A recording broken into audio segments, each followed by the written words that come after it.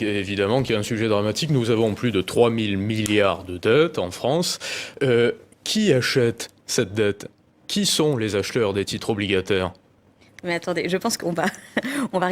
Mais attendez, je pense qu'on va regarder aussi les choses telles qu'elles sont aujourd'hui. Oui, nous avons un enjeu de dette. Nous avons un enjeu de la dette. Parce qu'il a prouvé qu'il était très bon dans une stratégie de Joe Lambrouille. Il nous a parlé, il nous a fait un cours d'histoire, il nous a fait un cours de français, il nous a fait de la sémantique. Il nous a même parlé longuement de son enfance, mais il n'a répondu à aucune question. Et d'ailleurs, il l'a reconnu lui-même.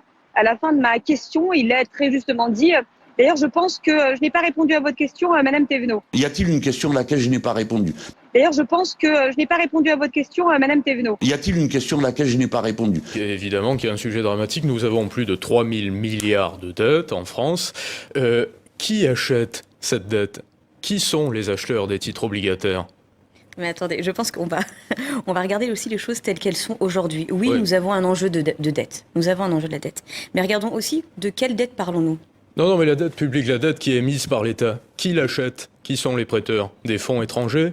La BCE? On lève de la dette, mais ça, vous le savez très bien. Non, mais Prisca Thévenot, vous êtes porte-parole du gouvernement. Oui. Nous émettons 284 milliards de titres obligataires cette année. Oui. L'agence France Trésor va devoir trouver des preneurs pour cette dette. Oui. Qui sont-ils? Des fonds chinois, américains? La Banque centrale? Encore une fois, je pense que sur ce sujet-là, nous verrons. Maintenant, l'enjeu que nous avons à regarder... Non, je pense qu'il ne faut pas regarder, il ne faut pas lever les yeux au ciel. Moi, je suis aussi là pour vraiment parler de façon... Non, mais nous verrons. Enfin, les réponses seront apportées. Laissez-la répondre. Les réponses seront apportées. Je pense qu'on n'est pas là dans un jeu de ping-pong, mais pour rassurer aussi les Françaises et les Français par rapport à cette dette dont vous parlez. Mais l'année passée, qui l'a achetée? Cette dette dont vous parlez, elle permet quoi? Elle permet quoi?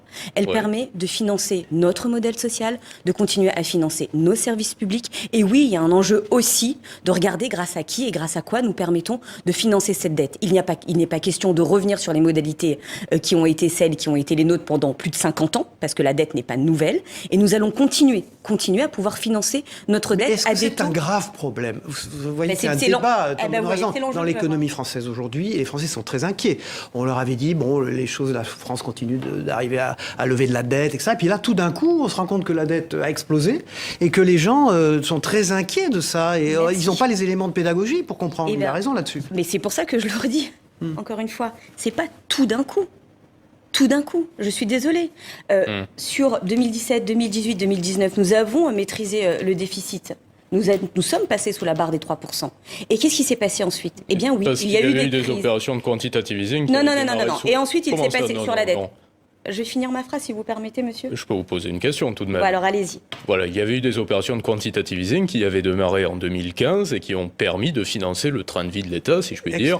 Le régalien, l'assouplissement quantitatif, c'est-à-dire l'achat de titres par la Banque Centrale Européenne, qui est la Banque Centrale de la France également. Pourquoi on a augmenté le poids de la dette au cours des dernières années?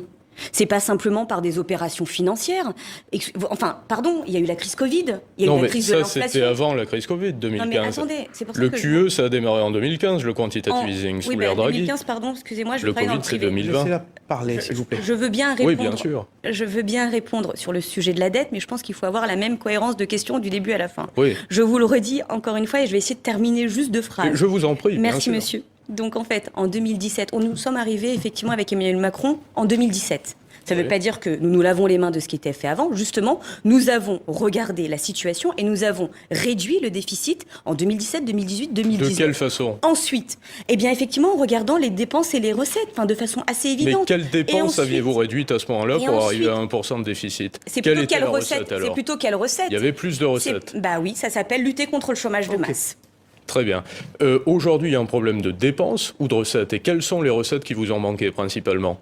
Je viens de vous le dire. Nous avons eu un sujet effectivement de dépenses. Mais sur les dépenses, nous avons pu limiter cela avec 8 milliards en moins. Mais sur les recettes, nous avons effectivement eu un manque qui arrivait extrêmement important. Et par rapport à cela, eh bien oui, nous devons regarder comment nous continuons en tant que Français à créer plus de richesses. Voilà, pour être sérieux, le 2,8-10 ans français, je suis sérieuse, monsieur, bien sûr, oui, se maintient à 2,8 aujourd'hui. Donc ça veut dire que les marchés ne sont pas affolés. Donc là, je vais dans votre sens, à la rigueur, on peut se dire effectivement, on n'a pas de raison d'être inquiet puisqu'il y a des acheteurs sur les marchés et les taux ne s'envolent pas. Seulement, on sait ce que c'est, il y a un délai d'inertie, donc les taux vont probablement s'envoler. Est-ce que dans l'état d'esprit des marchés, il y a une petite lueur d'ailleurs, qui est « mais quoi qu'il en soit, le gouvernement pourrait taxer les super-profits également, donc même s'il y avait de potentiels défauts de paiement, il y aurait de l'épargne à saisir, et le gouvernement français pourrait malgré tout payer la dette de la France. » Vous me posez une question pour me mettre dans l'état d'esprit des marchés, hein.